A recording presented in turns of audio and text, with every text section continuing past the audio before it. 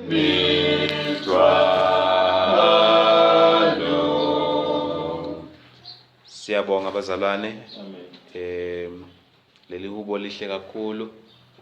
Lisikhumbuza ubudlelwane esinabo noJesu.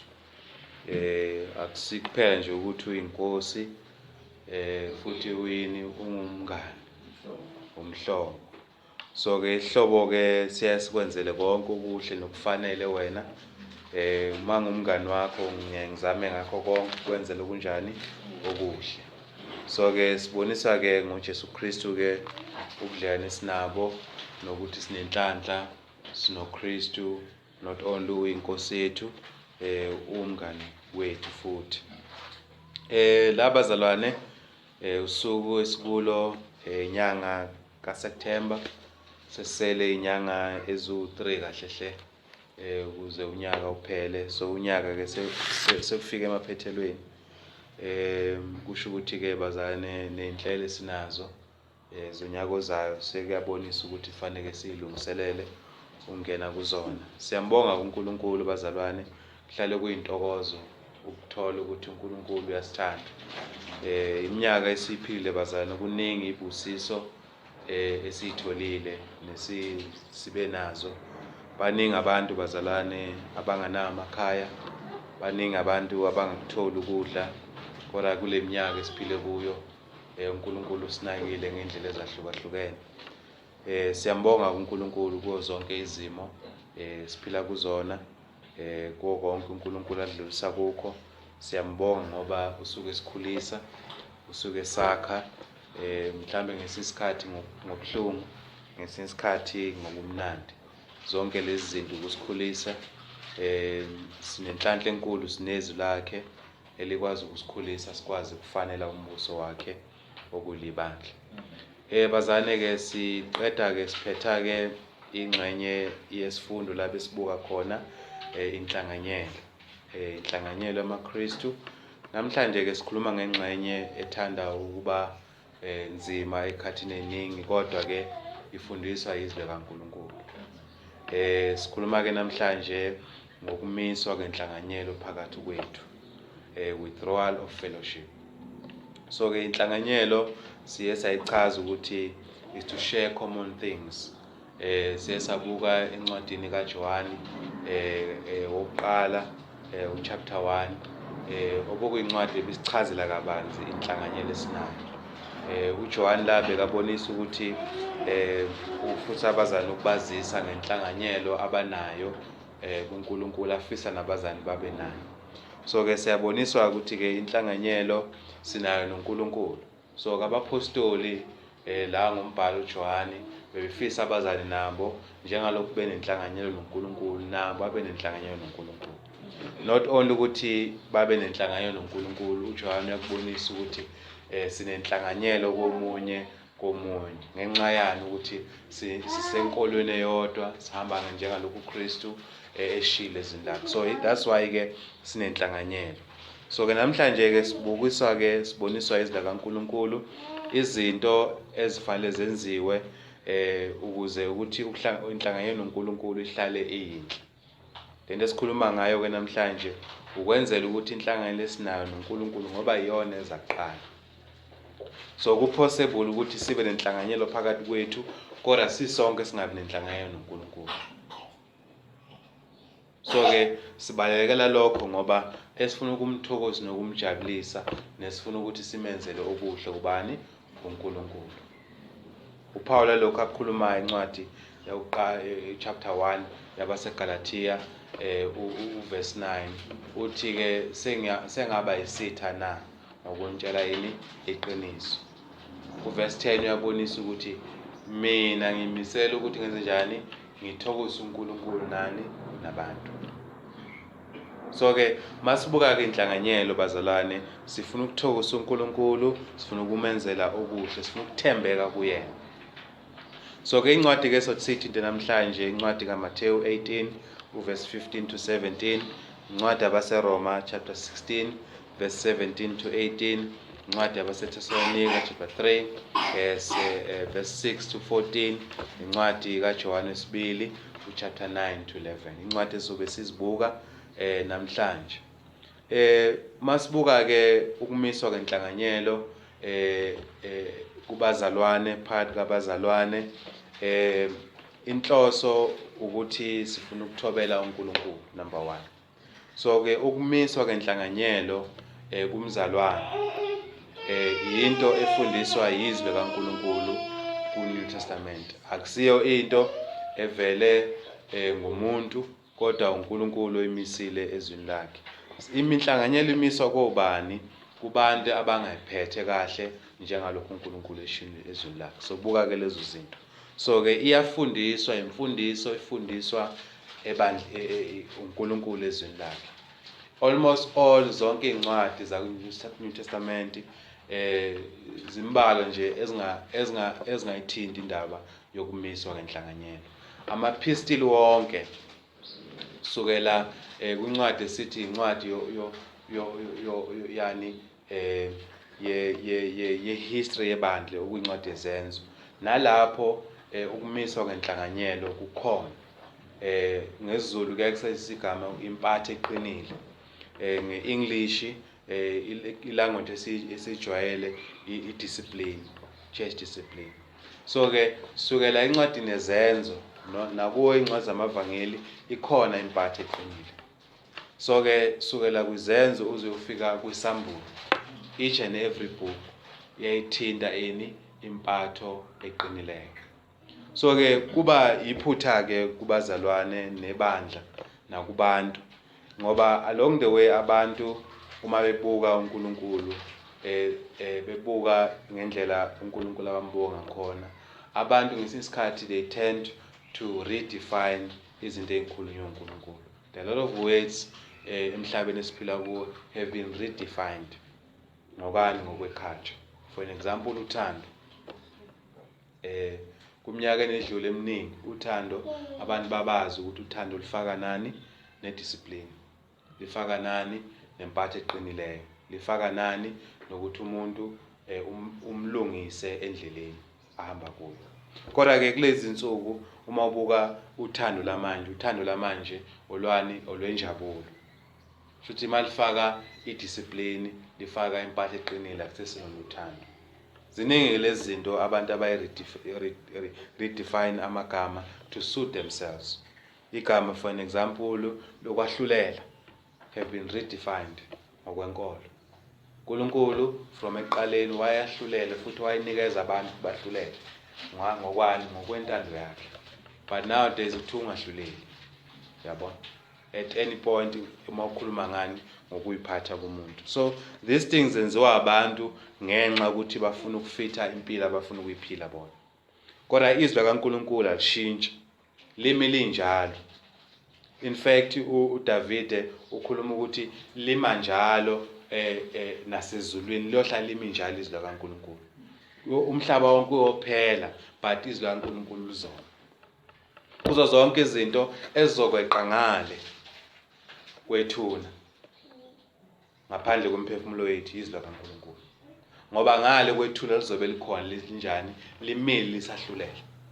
So ke masikhuluma ngezwi kaNkulunkulu, kungeza mina kungafika obani abathile befuna ukulishintsha kodwa limile. Le mfundo esikhuluma ngayo singabazane singayiphikisa, singayihlanyekezela ngendlela esifisa ngayo. Kodwa uNkulunkulu imisile ezwini kaNkulunkulu.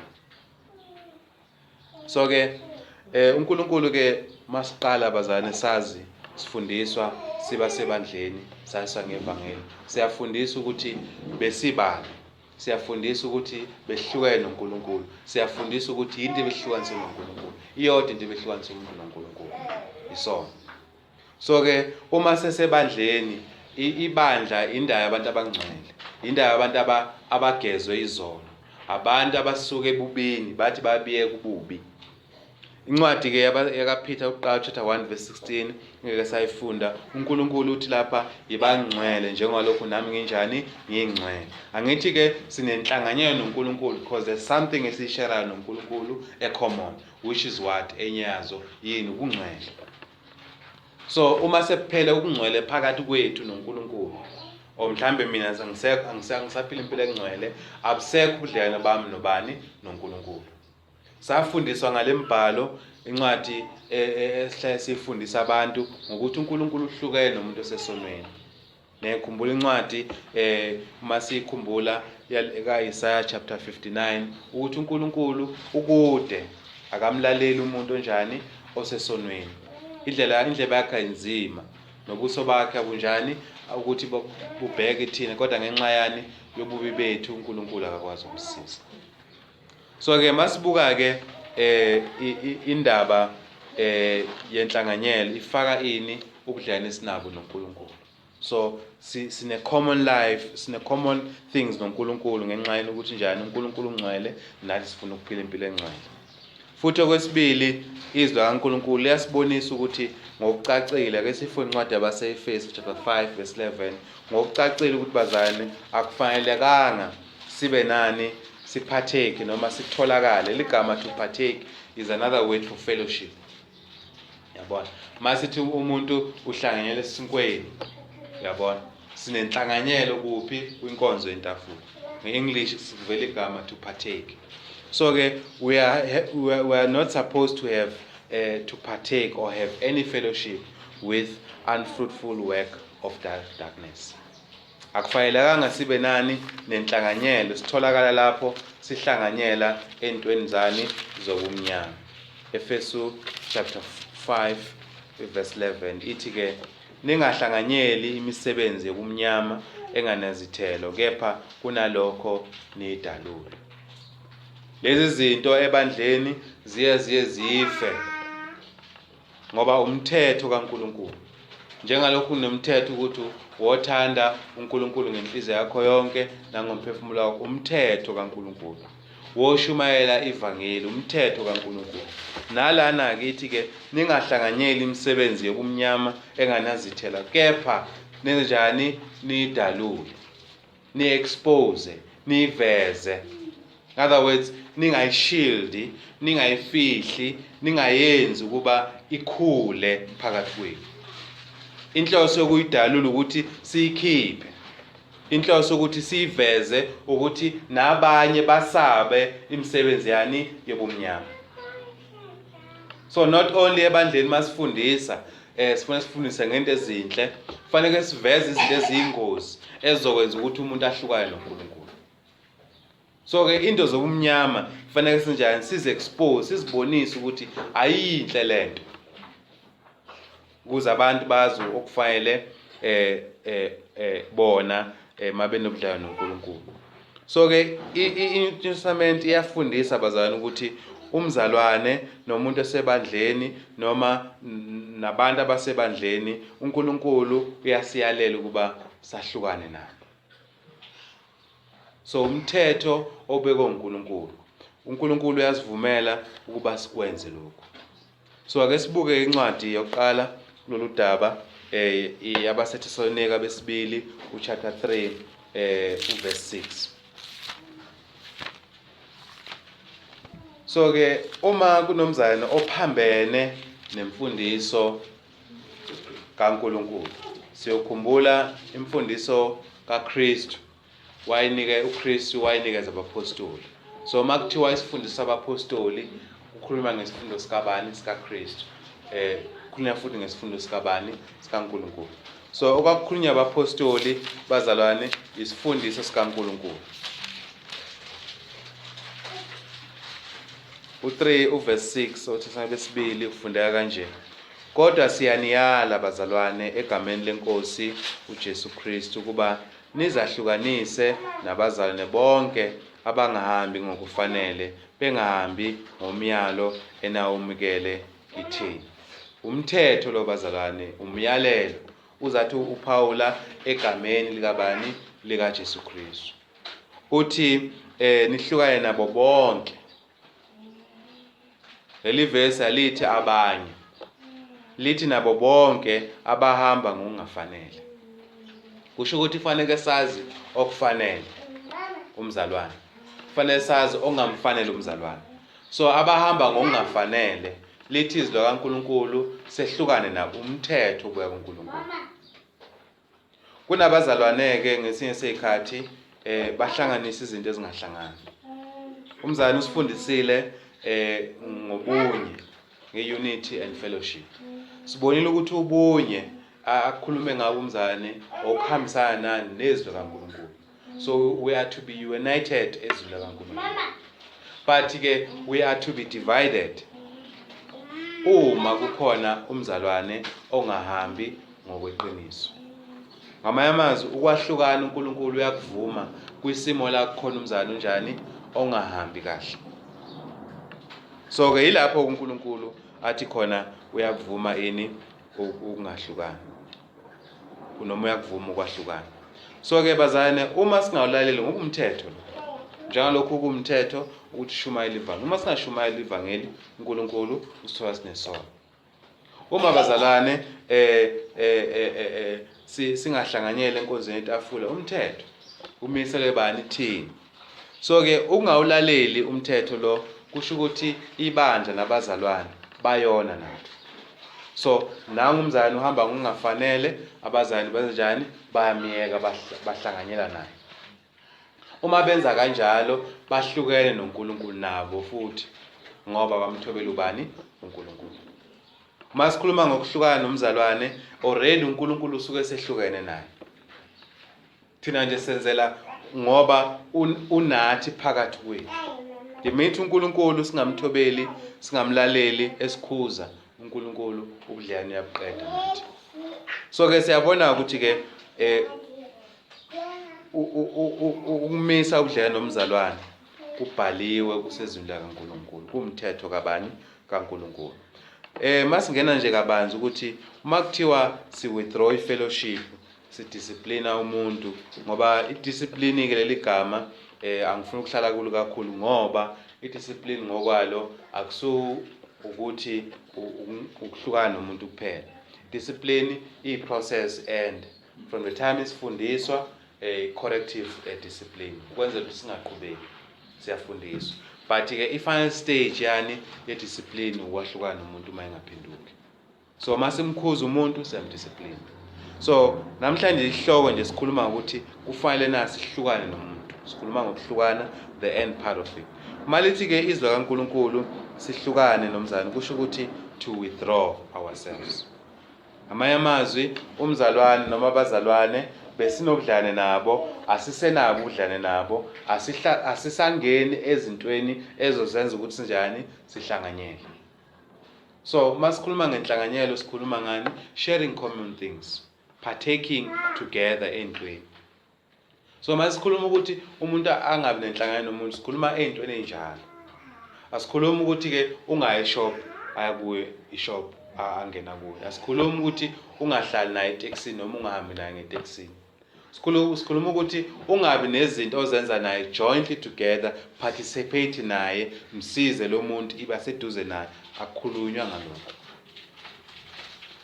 So ke makuthiwa withdraw yourself it means fanele singabi seduze naye. Ilokho okukhulunywa izwi kaNkulunkulu. Mangithi eduze naye ngikhuluma ukuthi ke ube lusizo kuyena. Ube umuntu ohlanganyela ezintweni naye ukuze njani asizeke kwizimo abhekane nazo. Incwadi yabaseRoma chapter 16 verse 17 kuvela igama elinye elibonisa ukumisa kwenhlanganyelo. Not only ukuthi we withdraw ourselves. Yabona? Not only we are withdrawing ourselves, fanele simphawule. Leli gama ukuphawula lisho ukuthi ke lo mzalwane noma labazalwane siyazisa siyabeka ukuba kwazeke ukuthi laba bazalwane naloya mzalwane asinabudlane nabo. We mark. Njengalokhu imap mawunaye you mark a certain section ukuthi kula marking so that everyone is aware, everyone can see, everyone knows. So when you withdraw a fellowship akusifananga kube secret. And that has been sometimes enye into enziwa abazalwane engasiyo engekho right. So iza uNkulunkulu alikhuluma ukuthi umuntu mahlukane naye kube into secret. Siyamangala umzana usahlanganyele naye anisakhulumi naye bese uthi hayi ngihlukene naye ngoba akayiphethe kahle. So part of it means he or she or them must be marked. Ngamanye amazwi kufanele kwaziswe, kwazeke njoba ngikhuluma nge-map, kuyazeka ukuthi indawo ethile imakwe ngalezi zinto ilapha. Ngicela sifundeke incwadi yabase Roma 16 verse 17. Apho sengibaleka la. Me jaanong bakaulengwe ke lo rapela gore lo ene bone tlhogo ba ba tsosang dikgaogano le dikgopiso kgatlhanong le thuto e lo ithutileng mo go rona lo ba efoge. 18 mzala. Gonne ba ba ntseng jalo ga ba direle Keresete morena wa rona, mme ba direla dimpa tsa bone dipelo tsa ba ba sa sekasekang ba tsietsa ka mafoko a borethi le ka dipuo tse dintle. So ke labazana leli verse njengalokho besifunda incwadi yakaThesalonika besibili chapter 3 verse 6. Kukhulunywa labazana nabazalwane, nabantu esikhonza nabo, nabantu esinobudlane nabo. Akukhulunywa ngabantu esingenako ubudlane nabo. uNkulunkulu angeke athi simise ubudlane singenabudlane nabantu. Kukhulunywa nabantu esinobudlane nabo. So uthi ke ngiyanincenga, ngiyanicela bazalwane ukuba niqaphele ababanga ukwahlukana. Ngamanye amazwi there needs to be awareness. There needs to be imfundiso ecacile ngezwi likaNkulunkulu. For some time kungenile abazalwane kwabakhona nemqondo kubazalwane ukuthi singaphila nje ebandleni, omunye efundisa lokhu, omunye efundisa lokhu, omunye ekhuluma lokhu. So umuntu ohlezi phansi noba sebandleni nokhulayo ebandleni uyadideka ukuthi nithini. So ke uma isifundiso noma inkulumo noma ukuhamba kwethu kuletha ukudideka ebandleni, kufanele sibaze abazana abaphendulela isifundiso kaKristu. Ithi ke lana ke bazana ukuba niqaphele ababanga ukwahlukana nokukhubekisa bephambene nesifundiso enafundisa sona nina, nahlukane nabo. Liyavela igama nahlukane nabo ngoba kubuya kuNkulunkulu, ngoba abanjalo abayikhonzi inkosi. Ngoba okhonza inkosi uzohamba ngokwezi likabani lenkosi. Asizukumbona ngobuhle bakhe, asizukumbona ngobubi bakhe, asizukumbona ngemali anayo noma ngemali anganayo. Sizombona ngani? Ngokuthi uhamba ngokwentando kaNkulunkulu na, makuyebo noma cha. So ke we are to mark and turn away. So masithi ke umuntu ubudlane siyabumisa, we have marked this person. Siyabazisa abazana ukuthi umzana othile nomzana othile akayiphethe kahle.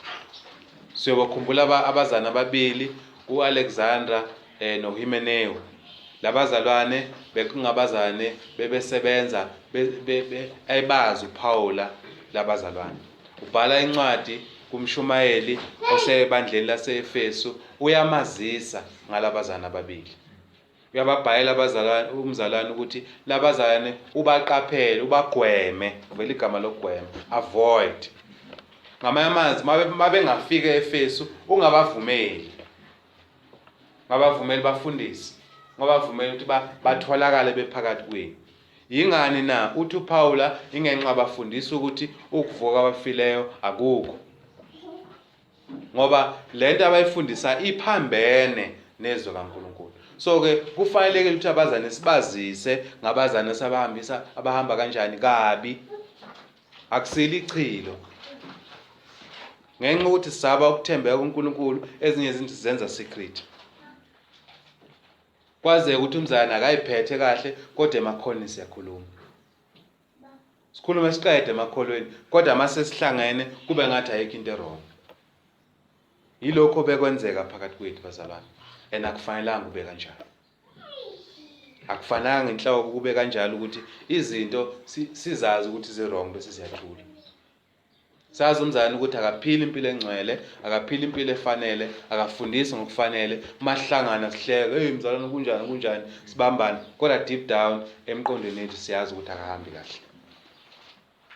So kuze kumosheke le ndaba ngokuthi azi ukuthi ngithe ngaye ngomunye umzalwane ngakhuluma naye or si leadership sithe ngaye sangakhuluma nokukhuluma naye umzalwane. So ke singabazana nabaqotho, singabazana nabahamba ngoqiniso. Akusisisono, akusinto embi futhi into enhle. In fact masikhuluma ngempatho eqinile nasemsebenzini, uma uqoshiwe kuma records kuyabhala ukuthi uhambe ngasiphi isizathu. Mhlawumbe uretire, mayiqoshiwe kuthiwa dismissed.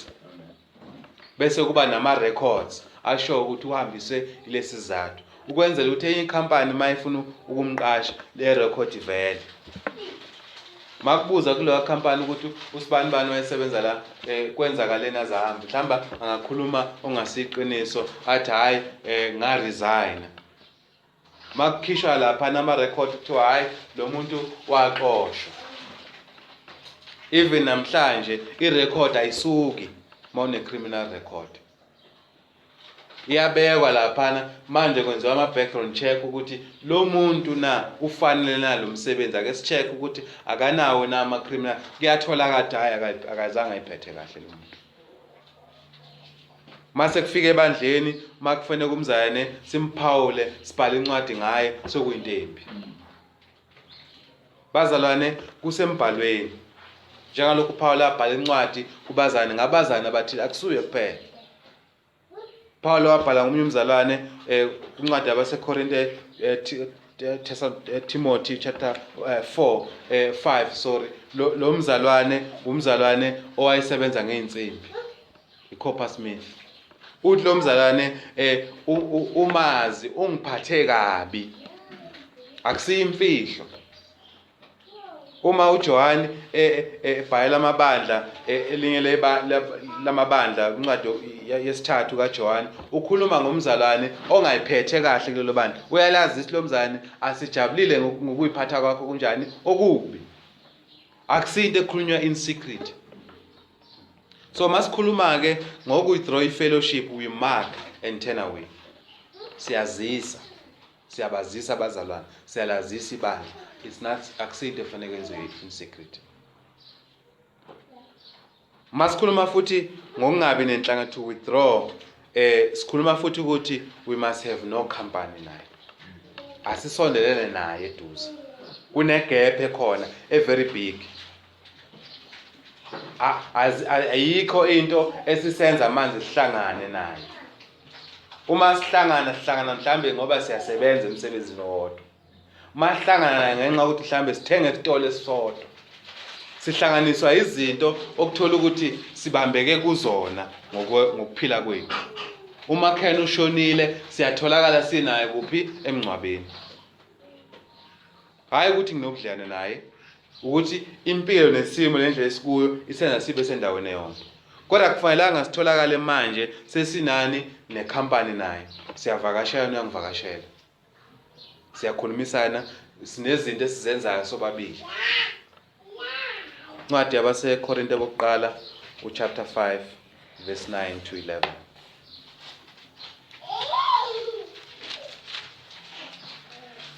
So ke masikhuluma ukuthi asinanhlanganyelo suke sikhuluma ukuthi siyazi withdraw, siyazi khipha kumzalwane.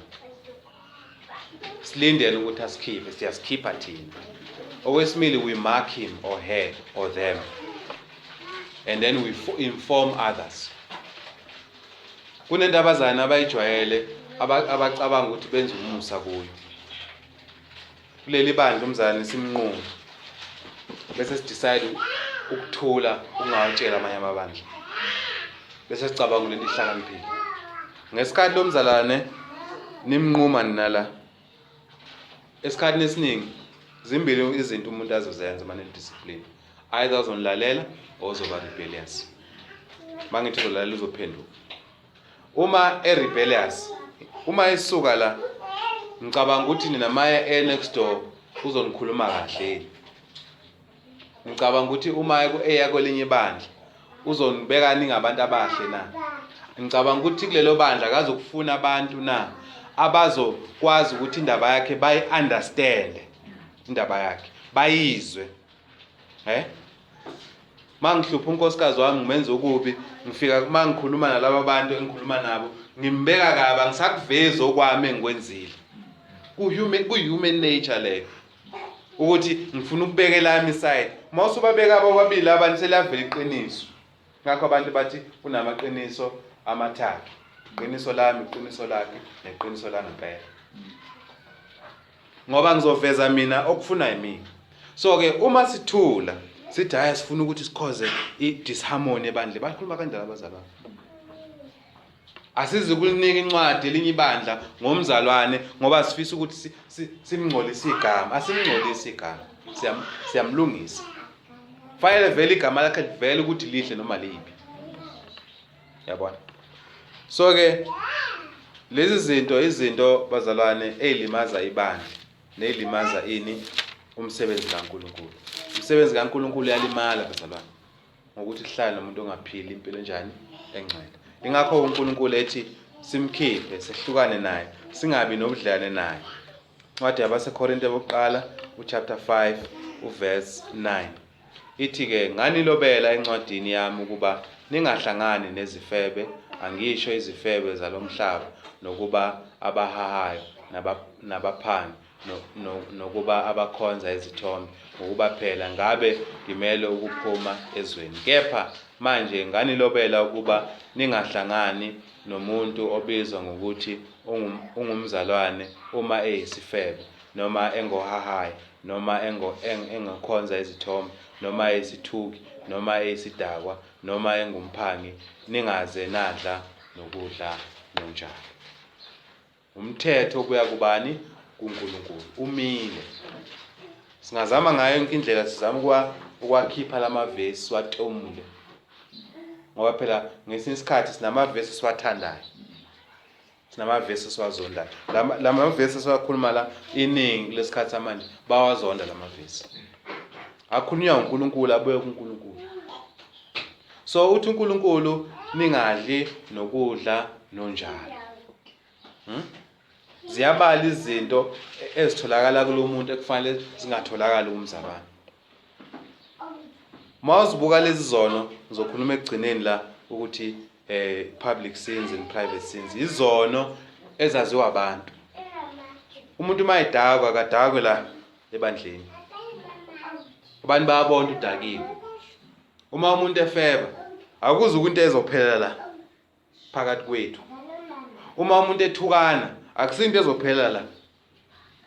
Into abantu abazoyibona bethi kanti labantu bangabazalwane baphinde benze izinto abazayaziyo nabo ukuthi zirong. Wonke umuntu ophila ezweni uyakwazi ukuthi kurong ukuthukana. Uyakwazi ukuthi kurong ukudakwa. Ingakho kubeka imithetho la emgwaqeni, don't drink and drive, bayazi abantu ukuthi akufanelanga unjani udakwe. Yabona? So ke masikhuluma ngokuthi sichazani masithi simisa ubudlelwane, sichaza ukuthi asinanhlanganyelo naye, siyasikhipha kuyena, siyamakha, siyazisa abazalwane ukuthi nomzana akahambi kahle, futhi asinayo inhlanganyelo naye. We have no company naye. Asidli naye, asitholakali sizana. Masikhuluma ke ngempatho eqinile sikhuluma ngothando, kodwa uthando olunempatho enjani eqinile. Uthando libonakala lona lingasile uthando. Uyabona? Kodwa luluthando. Ngoba ngalesikhathi imizwa ayimnandi. Imizwa on both sides ayimnandi. Kulaba abamdisciplinayo nalo odisciplinayo. Ngoba kuyacabanga ukuthi lo odisciplinayo naye ujabulile. Lo disciplinayo akathokozile. Nalo disciplinayo akathokozile futhi naye. So imizwa kulesi simo ayimnandi kwabili. So ke kodwa kufanele yenziwe ukuze ngoba lo muntu makuthiwa uyathandwa kubuka ikusasa lakhe, kubuka impilo yakhe ezayo ukuthi uzophelelaphi uma iqhubeka nalempilo enjani embi. That's the purpose yani yokudiscipline umuntu. Ukumqondisa ukuthi ikusasa lakhe libe njani, libe lihle. Uma umthanda umuntu ufisa abe lekusasa njani elihle, akekho umuntu ofisela omunye umuntu itembi. uma ephilile kahle hle. So ke uthando loqinileyo, Hebrew 12 verse 7 to 11 ababhalayo uthi ke ningakhalazi noma ningadangali, uNkulunkulu niphatha njengamadodana, njengalokhu ubaba uma ephatha indodana. Indodana ubuyenza njani ubaba ayishaye? Isizathu sokuthi ayishaye ukuthi uyayiqondisa ukuze ikhule ifinyele kuphi ebudodeni, yazi okufanele okuright nokurong. Uthi okwenzeka kini ke bazalwane, uNkulunkulu uniphatha kanje ngenxa ukuthi ningamadodana kuyena. So nizwa ubuhlungu ngenduku uNkulunkulu ayishaya kunina, akusuka ukuthi ngoba uyanizona noma unilahlile, ingenxa ukuthi uniphatha njengamadodana.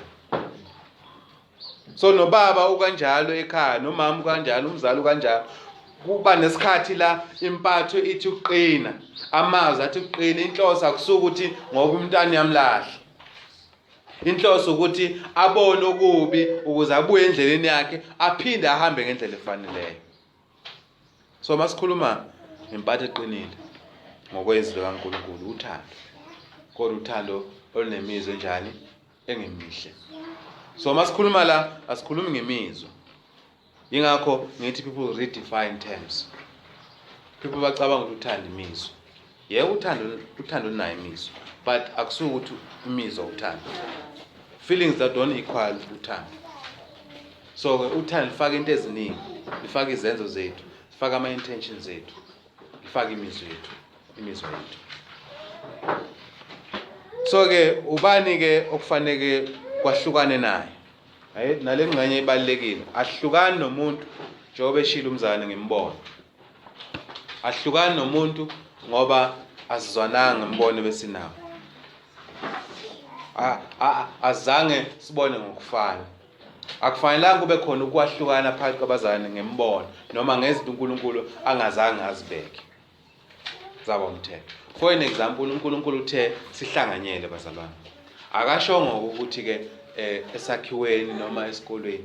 Ake sithi ke i-leadership nabazalwane, kunabazane abathi sifuna ukwakha isikole, sifuna ukwakha i-church building. Kube nabazane abathi asirentene esikoleni. Zombili lezi zinto ayikho ne-wrong phakathi kwazo. Kodwa akufanelanga ukuthi laba bathi ke sifuna ukwakha isakhiwo bathi ngamanye ehlukane nani sikhiphe imali yethu sizakhele thina. Akufanelanga kwenzeke lokho, ngoba ezinto kaNkulunkulu kokubili ku-right. Futhi nalaba abathi asirente esikoleni akufanelanga bahlukane nalaba bazalwane abathi kwakhiweni isakhiwo. Lento zombili zi-right, ayikho eyisona. So masikhuluma imbono le, yebo yombili i-right futhi ivumelekile kuNkulunkulu. Ey'ntweni enjalo akufanelanga ahlukane kuzona. So ke sikhuluma uma umuntu ehlukana naye ngenxa ukuthi uphambene nesifundiso sikabani, it must be proven, it must be shown ukuthi akahambi njengalokho izwi kaNkulunkulu. So must discipline umzalwane noma ahlukane nomzalwane, fanele kuvule imbhalo. Fanele kwenziwe izinto kubukeke ukuthi ngokombhalo lento ayenzile iphambene nani nombhalo. Atholakala amavesi athi lokhu akukhulumile noma lokhu akwenzile kuphambene nale mfundiso kaNkulunkulu la nala. Hayi ukuthi ngibona kanje, hayi ukuthi ngizizwa kanje. Tesalonika besibili chapter 3 verse 6 to 15 ngicela sifunde. Sibona la abazalwane abaphazamisa uhlelo kaNkulunkulu. Baliphazamisa kanjani?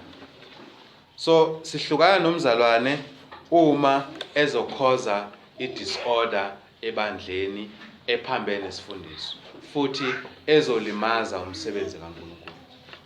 So English word for this is to sabotage umsebenzi kaNkulunkulu. Ukwenza izinto ukuba umsebenzi kaNkulunkulu ungaqhubeki. Si hosta inkonzo, umzalwane enze ngamabomu atshontshe ukudla okufanele usetshenziswe for inkonzo. Sihleli nabazalwane ukuthi abazane siba nabo bazolala kuphi, bazolala kwamzane usibanibani. Umzane akhoze inkinga angafuthi abazane bayolala endaweni ethile akhoze iconfusion ebandleni. Sikhuluma ngomuntu okhoza umsebenzi kaNkuluNkulu ungenzeki, ungaqhubeki ngoba yena uyawumisa. Sikhulumile kodwa wenza izinto ukuba umsebenzi ungaqhubeki. Yesibuke la Thessalonike besibili chapter 3 sizofunda from verse 6 napho sengibaleka manje 6 khosa nje kancane bezalwane bakayesu re lo laela ka leina la morena wa rona Jesu Kriste gore lo ikgaoganye le mokaolongwe mongwe le mongwe yo o tsamayang ka fa boferefereng e seng ka fa thutong e lo e amogetseng mo go rona. Lo etse ka losi, lo itse ka losi ka fa lo tshwanetseng gore lo etse ka teng. Gonne ga re ya ka ra tsamaya ka boferefere mo go lona. Verse 8 mzala. Le gona ga re ya ka ra batla go ja dijo mo go ope tse di fiwang fela, mme re ne re dira bosigo le motshegare ka matsapa le ka patisego gore re se imetse ope wa lona. Ga se gore ga re na tshiamelo ya go dira jalo, mme ke gore re ipea sekao mo go lona gore lo se etse kana le fa e le kana le jale fa re na le gona le lo laetse jaaka re lefa. Fa mongwe a gana go dira le gona a seke a ja. Ngiyabonga mzalwane. So ke siyasibona isimo la makuthiwa sihlukane nabazane abangahambi ngosifundisi sona. Uyaqhubeka uPaul ukuthi thina kinina sibe umzekelo ukuze nazo kufanele kwenjani kwenzeke ebandleni. Uthi ke ngokuba nalapho sisekini saniyala ngokuthi uma umuntu engathandi ukusebenza makangadli, ubeke umthetho kaNkuluNkulu. So sithola abazane ebandleni bafuna ukusebenzisa umnikelo webandla onikelwa abanye abazalwane badle bona. Bathi abasebenzi bona balinde ibani inkosi, abazi ukuphuma bosebenza. So ke na imali yeze ebandleni bafike ebandleni bathi banjani balambile. Yabona? Uthi verse 11 ngokuba sizwa ukuthi abanye phakathi kwenu bahamba ngokungafanele bengasebenzi lutho kepha benza okuyize nje. So ke lento ikhoza umsebenzi kaNkuluNkulu ungaqhubeki ngoba le mali ebekwe la eyokusebenza imisebenzi kabani kaNkuluNkulu. But sekukhona abantu abangafuni ukusebenza. Kodwa bafuna ukubenza njani? Banikwe imali badle bengasebenzile. So siyabona lesenzo ngokwaso umuntu ufanele ukudlana kumiswe. Kithi ningabuka incane kodwa ngenxa ukuthi iphazamisa umsebenzi kaNkuluNkulu akufanele. So sikhuluma la uma umuntu ekhoza a total disorder endlini kaNkuluNkulu. Akusebenzeki, usabotage umsebenzi kaNkuluNkulu. Enza izinto ngamasibomu kuba kube ne-failure. Even nasemsebenzini anyone who's found osabotage umsebenzi kaNkuluNkulu lo muntu ufanele adiscipline if hearing the chairman ibona ukuthi kufanele depending ngeseverity into ayenzile kufanele axoshwe. For example mangazi ukuthi mangimoshe iproduction neproduct ezophuma lapho ama losses mhlamba athi 10 million azokwenza icompany value kufanele ngixoshwe ngoba ngikhoze a total disruption in business. So nasebandleni kanjalo ke. Okwesibili umuntu okuhlukana naye umuntu onayo futhi noma esebonisiwe isono sakhe angaphenduki.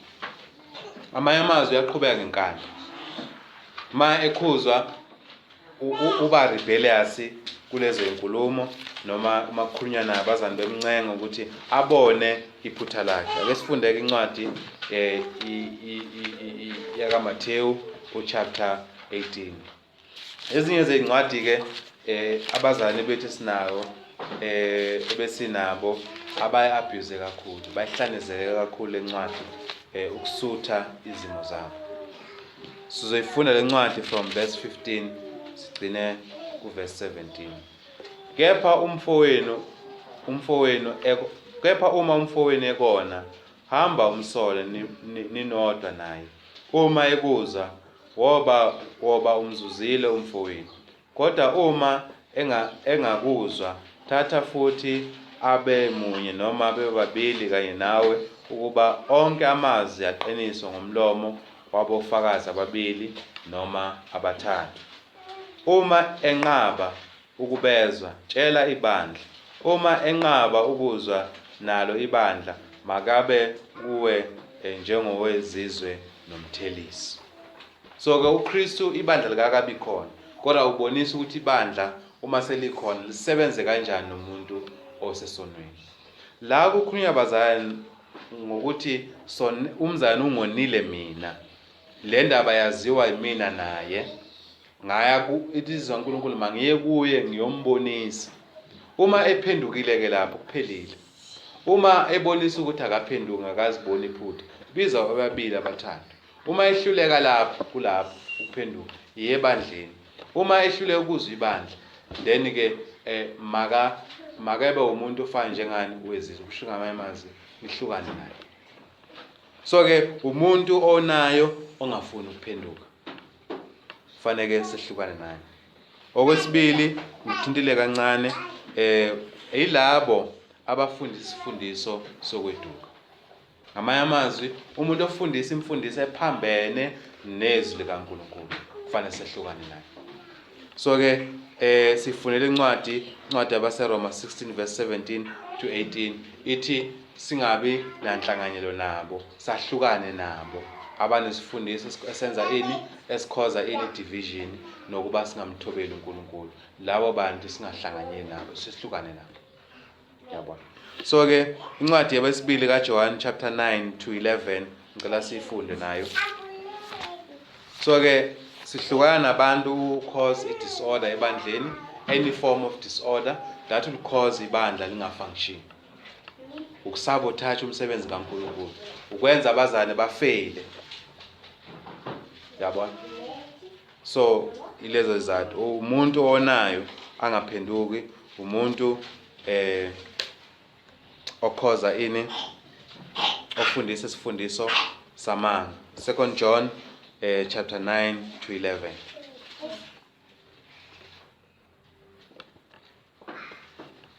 Mongwe le mongwe yona ke mongwe le mongwe yo o fapogang a sa nne mo thutong ya ga Keresete ga a na Modimo. Yo o nnang mo thutong eo ke ene yo o na leng rara le morwa. Fa mongwe a ka tla go lona a sa rutise thuto lo seke lwa motshola mo ntlong, le gona lo seke lwa mo dumedisa. Gonne yo o mo dumedisang o tlhakanela ditiro tse di bosula tsa gagwe naye. Sorry mzalwane, maqedela mzalwane. Le fa ke na le dilo tse dintsi go le di kwalela, ke ne ke sa rate go dira jalo ka maapari le inki. So-ke bazalwane, siyaboniswa ukuthi ngokuba ombingelelayo sesiyabona manje ukuthi uma sihlanganyela nomuntu ongayiphethe kahle, nomuntu owenza isono, uma siqhubeka singena esonweni sakhe, ngoba uyithi la ngokuba ombingelelayo uhlanganyela naye emisebenzi yakhe enjani emibi. So siyafundiswa-ke le Nkosi la ukuthi uma umuntu engafundisi kahle, uma umuntu engayiphethe kahle, asinanhlanganyelo naye. Uma siba nenhlanganyelo naye, nathi siyona siyibandla. Sibonile ku 1 Corinthians 5 verse 11 ezinye zezinto ezibalwayo lapha. Umuntu uhlukana naye uma efebile, sihlukana naye uma umuntu enjani edakwa, sihlukana naye umuntu uma ethukana, sihlukana naye umuntu uma etshontsha. So zonke izono ezenza ukuthi umsebenzi kaNkulunkulu ungaqhubekeli phambili. Kufanele sahlukane naye umuntu. So isiphi isikhathi la kufanele ukuthi umuntu sehlukane naye na? Umbuzo nawo ubalekile. Sihlukana nomuntu sibandla sisonke uma lo muntu engafuni ukuphenduka. Sibonile amavesi. Sizamile ukukhulumisana naye, sizamile ukumbonisa. So ke i-step sokugcina okwesenjani sahlukane naye. Incwadi kaTito chapter 3 verse 10 cela sithinte nayo. So ke umuntu siyazama ukukhulumisana naye. Siyazama ukukhulumisana naye simbonise iphutha. Mhlambe uma simbonisa iphutha nokuba akwenzayo uzobona abonge abuyele kuphi eqinisweni. Tito 3 verse 10. Motho yo o simololang kereke ya maitirelo e re fa o sena go mo tlhagisa gangwe gongwe gabedi a gana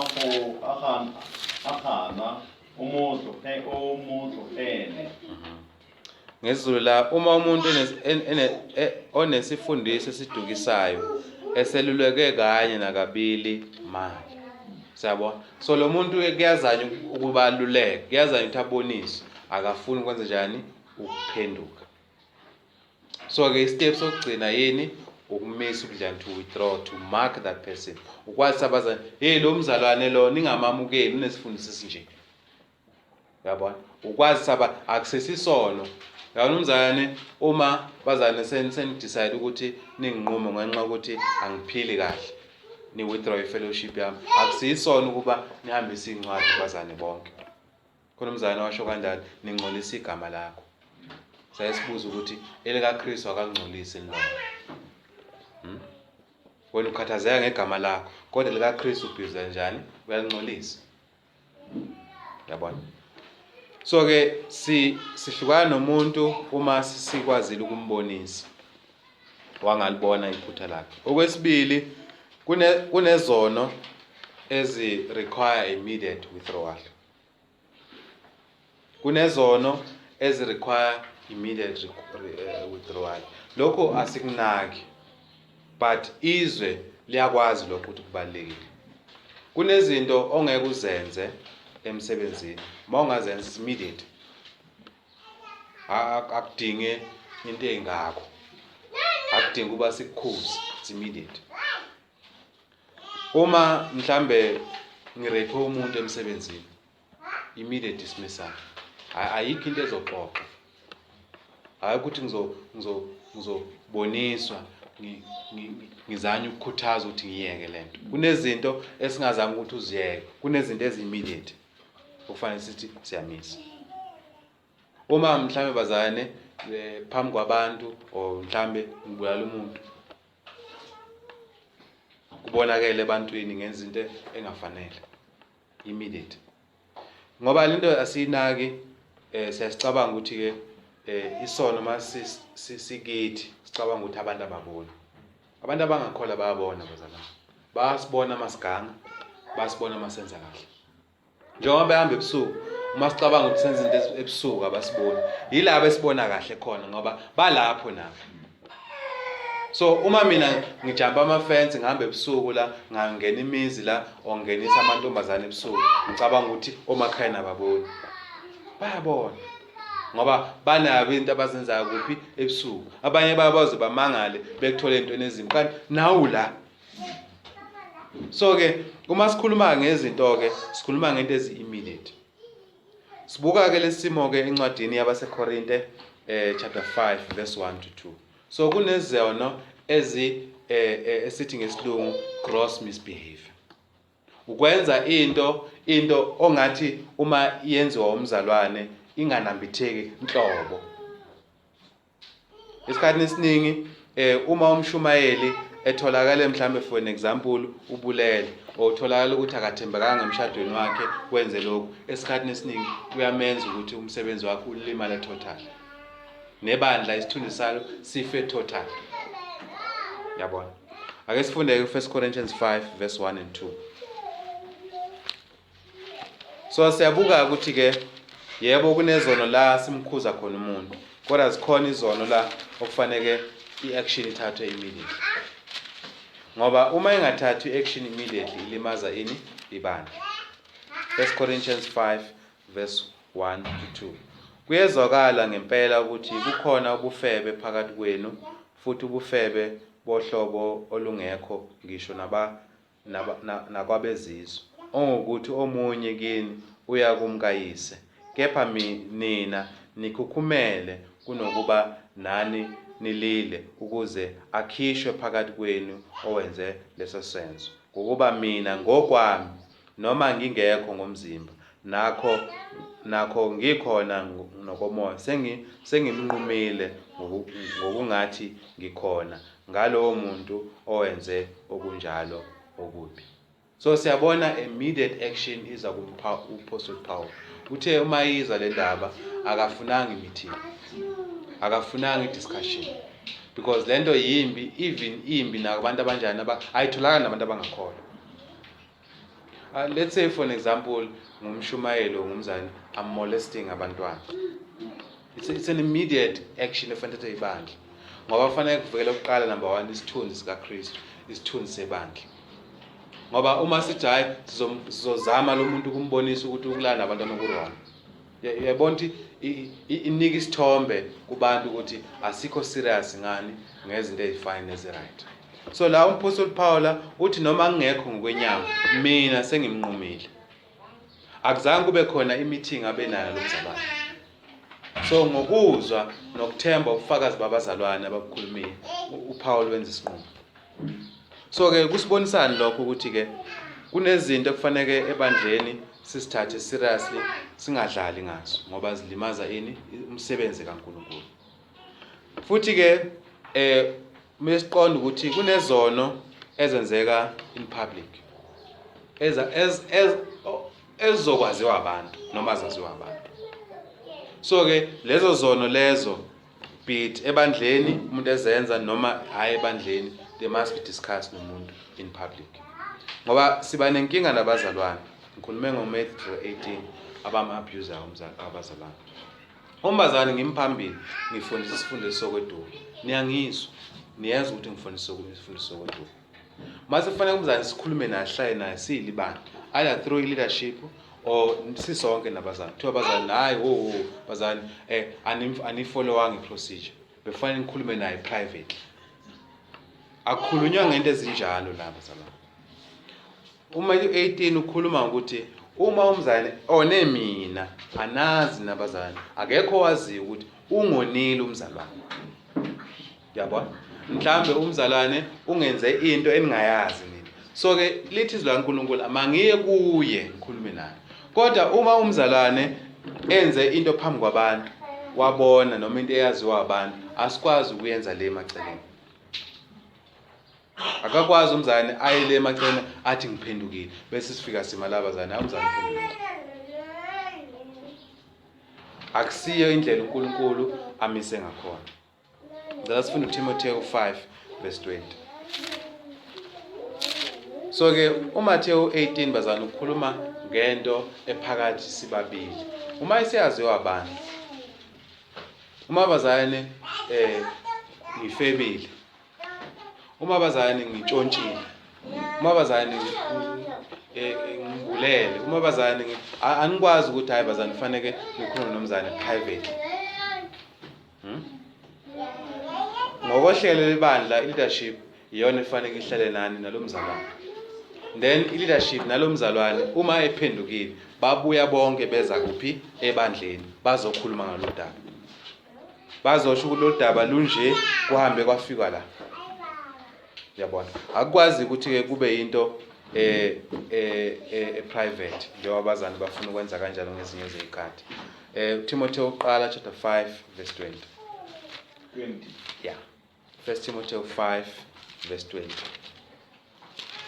Mamande ufang oba khalemele papele ga botle gore ba wele bone ba boife.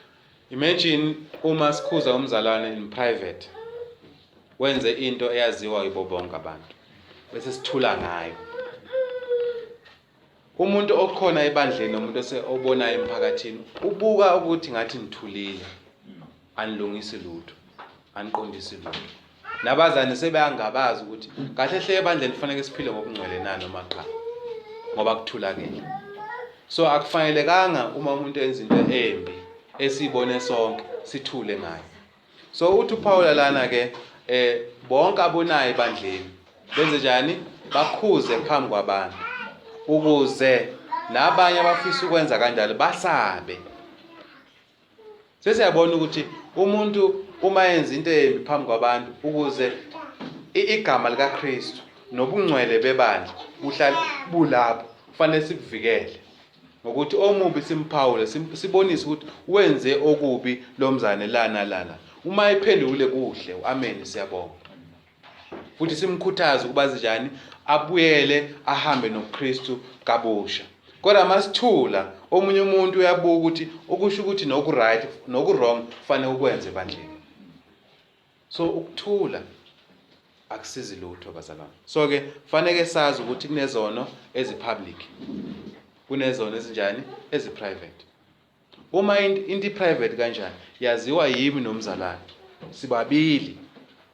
So ke makunjalo ke sibiza omunye umuntu, andihluli siyambonisa, siyahlulana lapho, siyasuka kuphi siye ebandleni. Ibandla lesiqala seliyazisa ukuthi hey, by the way, ngale yanyanga leya umzana usibanibani nosibanibani babe nenkinga enje, sizame senza lokhu nalokhu bazana, ake sizame ukukhuluma nomzalwane. Umzana angafuni ukuphenduka la, then ke sihlukana naye.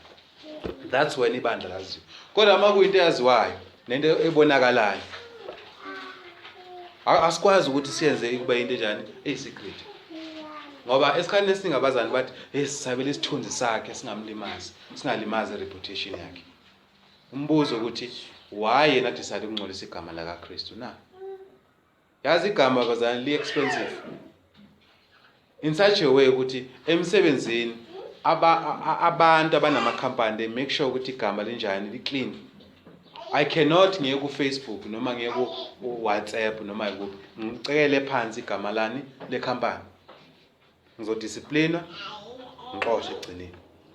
Why? Because ngenza abantu ukuthi igama le organization libukeke lilibi. So uma umuntu ephila impilo engcolile, ungcolisa igama likaKristu, kwehlisa ubungcwele nokubaluleka kwegazi likaKristu noNkulunkulu buyehla fine njengalento. Njengalokho inkolo abantu bayihlanyekezele kanje, bayenze yaba yini chepisi. Ukuthi wonke umuntu nje ozizwa ukuthi uhola uNkulunkulu athi hayi uhola uNkulunkulu afoma into yakhe. Badlisa abantu utshani, baphuzisa abantu zonke lezi zinto ojiki nani under the name of what? Of Christ. So umuntu ongakholwa uma ibuka yonke lento uthi ukukholwa kuyini? Kuyize, useless, akuphilile. Babhizi badlisana ini? Amajiki. Uthini kumuntu ke uma ibuka inkolo yoKristu uthi ayikho lento. Ingakho nabantu abaningi abanezimali, nabantu abasekhundleni eziphezulu, nabantu abafundile bayibuka inkolo kuyinto embi engena benefit ukubona ngoba babona yini ungaphili kwabantu.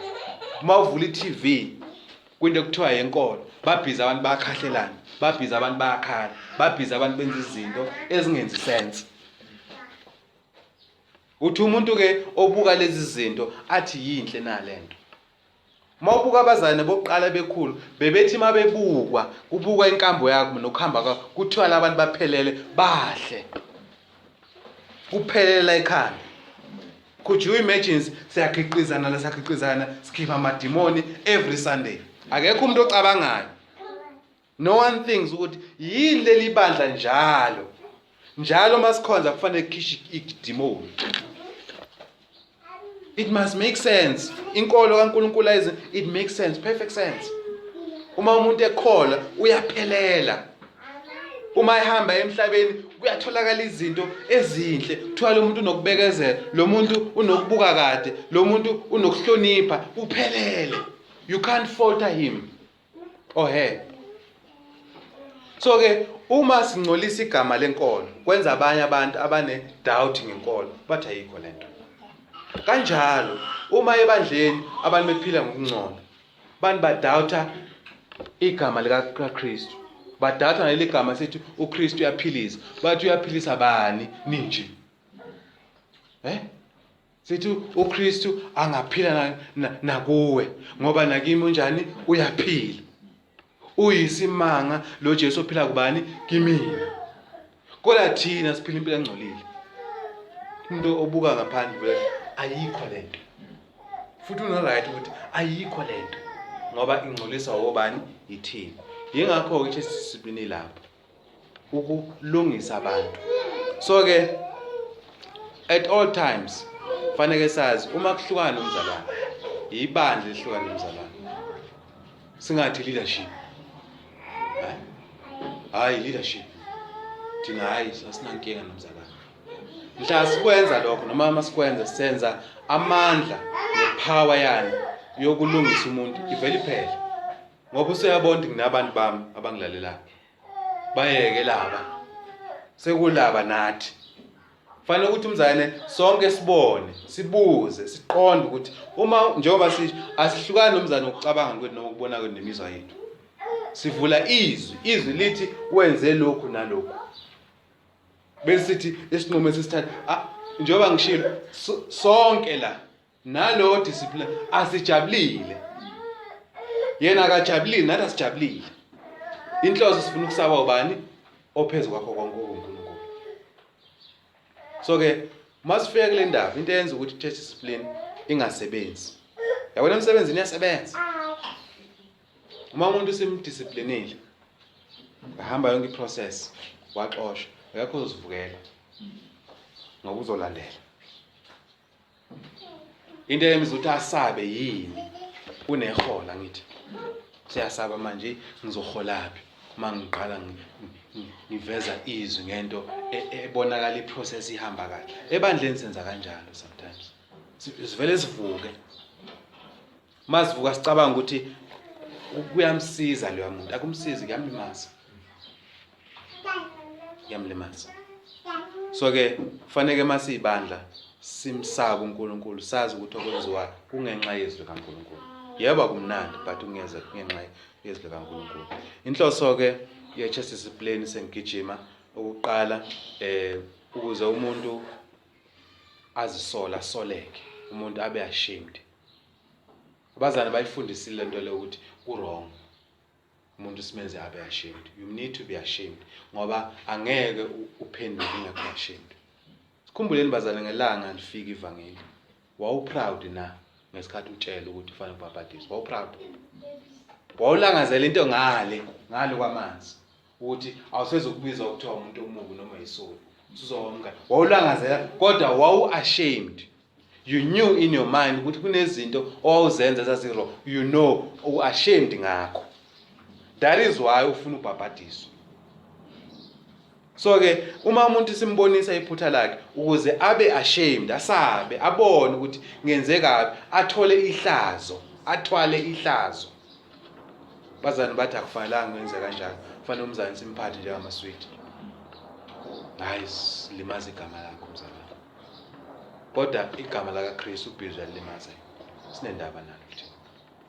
So ke inkolo bazali izophila, izoba yinhle. Ayikho into enhle njengenkolo. Noma umuntu angafunda abe bangakanani abe nani, but ayikho into enhle njengenkolo ngoba konke umuntu akuzuzayo la emhlabeni yokushiyana. Bese mathuneni izona. Konke okamzalwane ebesinaye. Qiniso ukuthi sonke umzalwane besinaye, umzalwane usithunzi. Konke okwakhe uselela emhlabeni. So ke uma sine pride si-proud ngento esinazo. Kufanele sazi bazani konke kusala. So inkolo yethu iyofanele siyimukele ngoba ngale kwethuna iyehamba nezwi likaNkulunkulu. Into ezimbili, ukukholwa wakho, nomphefumulo wakho, ukuhlangana nomoya wakho, yiko kuya ngale kwethuna. Konke nakho. Akuzukuthiwa ubune degree ngani noma unga degree. Ubunendlu bungenendlu, ubunemoto, ungenamoto, ubunabantwana noma unganabantwana. Ubuna ayizukumetha.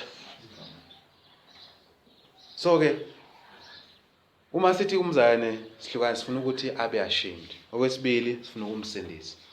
The one okhuza omunye umuntu really is the one othanda lo muntu.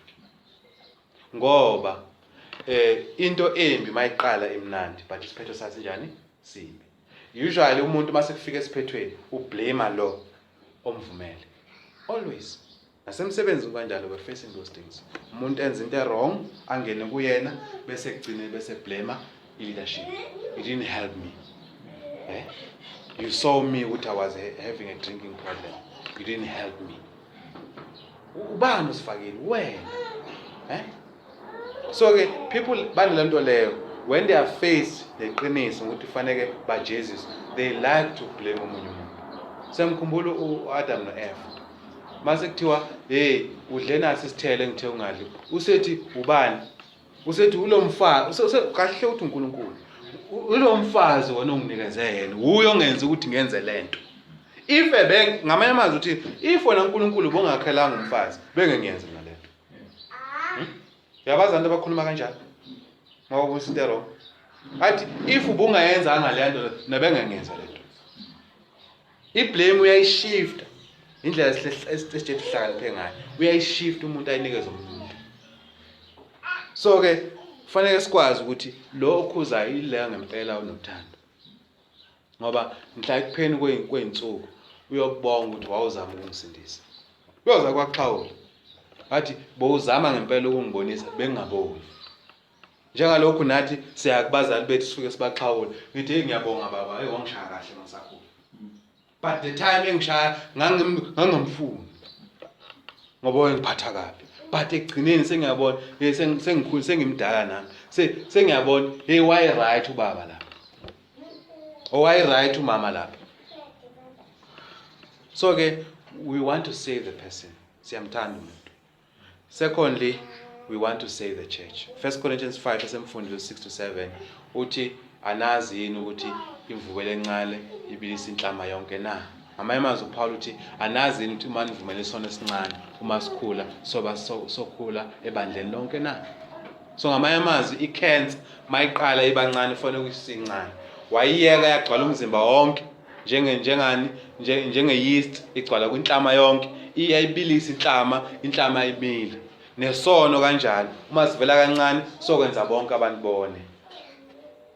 Ingakho umangala kumanye amabandla qum bonke nje balandela ikandali banezikandali bayaganga.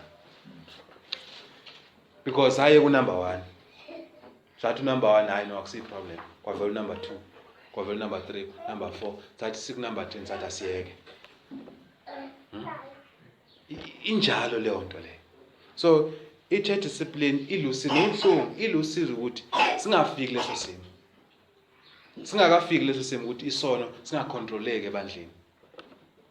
Sinamabandla njalo avela decide ukuthi ngoba sehlulekile sezothi kubazalwane hayi uKristu wathi okubi nokuhle makhule ndawonye. Sehlule ikhali sesibeke phansi ngoba sehlulekile. Ngoba mawuthi uqala kulo lo uzokhomba kulo. Mawuthi uyakulo akuyise kulo. Akuthi uyakulo akuyise kulo. Ngoba zonke into zethu zikuphi zile emakhoneni asisikhulumi. Zile emakhoneni. Ngiyazi usibani umzana usabela hayi njengoba nje nje uBuhle unkosikazi wakhe. Siyakwazi lokho. But no one ubhizi la ohlala naye umzana hey wemzalane lento oyenzayo unkosikazi wakho irong. So leyo nto enziwa umzana usabela erong. Umzana uma uzoyenza ngelila ayenze iphumelele. Ayenze nomnye umzali wakhe. Ngesikhathi umzana eya kumzana uManci emzana urong.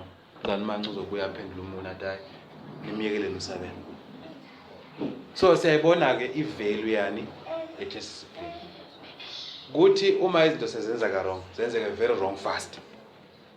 Awusakwazi ukuyistopha lento ngoba asikhuzange isikhuze. Yabona. So is to save the church. Lastly, ukuze umuntu aphenduke. 2 Corinthians incwadi yami ukugcina le 2 Corinthians chapter 2 verse 6-7.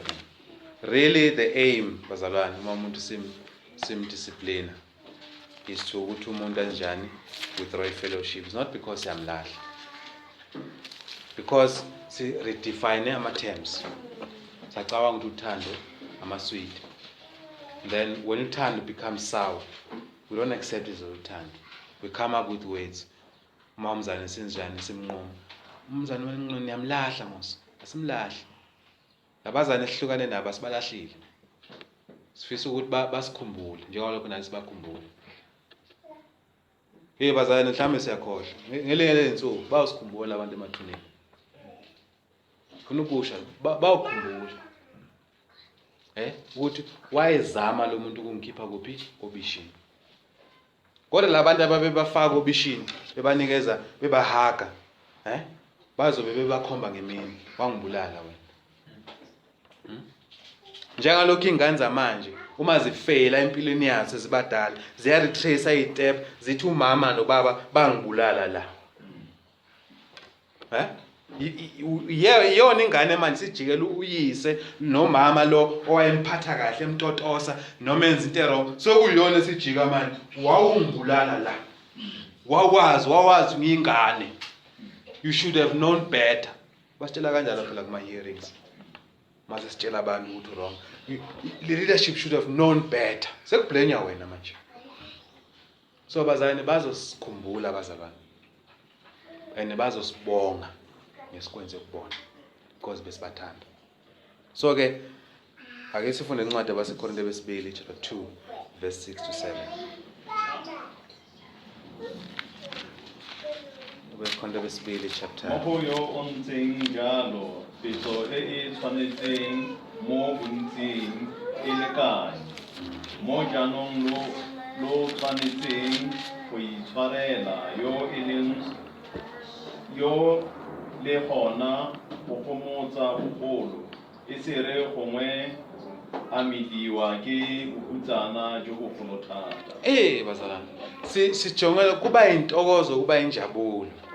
uPaul ulungise enye into ukuthi uma umuntu esephendula nakanjalo kusewumthetho kaNkuluNkulu bazalwane. Uma umzane ephenduka kusewumthetho kaNkuluNkulu othi anomxolela. Umthetho la it's the same nalowo bethe nihlukane naye. It's the same nalowo mthetho othe hambani noshumayela ivangeli. It's the same God othi ke uma esephendule emxoleleni. Asikwazi ukumbambela igqumaka umzane wenza lokho ngaloya nyaka. Uma esephendukile ubuyile kuNkulunkulu asijabule njengoNkulunkulu ethi ngokuphenduka kwesono esisodwa kunenjabulo enkulu kuphi ezulwini.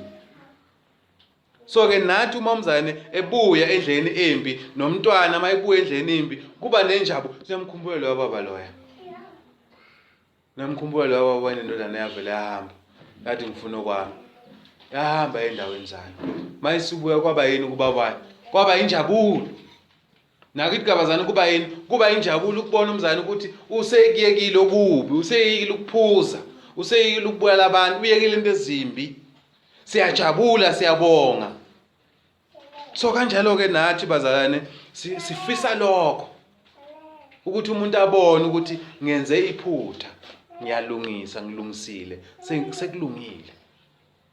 So ke siyakhuthaza ke bazalwane ukuthi konke okufundisa izwi likaNkuluNkulu sikuthobele. Ngesinye isikhathi akukho mnandi njengale nkulumo esikhuluma ngayo. Inhlanganyelo into efanele sinakekele.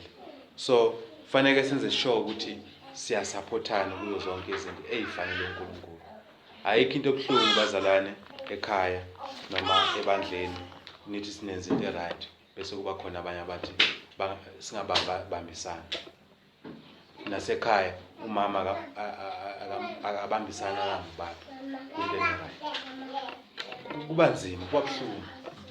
Yabona. So ke bazane ke ibandla umbuso kaNkuluNkulu, ibandla indawo uNkulunkulu afuna siphile impilo engcwele. Siyaye sithokoze sibonge uma kukhona abazalwana abanjani abahamba ngempilo engcwele. Kufanele sikubonge lokho, sikukhuthaze. Uma ungahambi kahle nakhona kufanele sikukhuze sikubona hayi siyakuzonda, siyakuthanda.